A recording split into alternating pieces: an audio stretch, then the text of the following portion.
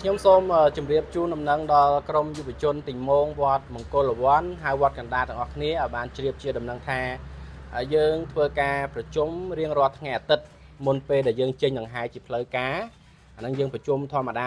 តែគ្នាយើងជាតែក្រុមយុវជនទីមងទេហើយយើងនឹងធ្វើការប្រជុំ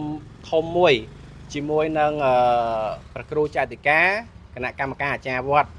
មុនពេលដង្ហែនៅពេលដែលយើងគៀកថ្ងៃដង្ហែហ្នឹងយើងធ្វើការប្រជុំធំហើយចំពោះការប្រជុំថ្ងៃអាទិត្យនេះយើងនឹងធ្វើការរាំសាកល្បងចូលទីមងរាំសាកល្បងនៅក្នុងវត្តមិនមែនរាំតាមផ្លូវដង្ហែតាមភូមិអីទេសាកល្បងហ្នឹងប៉ុន្តែយើងរាំនៅក្នុងវត្តនៅមាត់ទន្លេហ្នឹងសាកល្បងមើល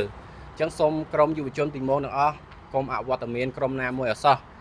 យើងមកជួបជុំគ្នាដើម្បីរាំសាកល្បងផងនិងដើម្បីប្រជុំគ្នាពិភាក្សាគ្នានៅបញ្ហាផ្សេងឬក៏មានមតិយោបល់អ្វីក្នុងដំណើរការដង្ហែទានវស្សារបស់យើងបាទអញ្ចឹងសូមអរគុណហើយសូមកុំអវត្តមានឲ្យសោះបាទអរគុណ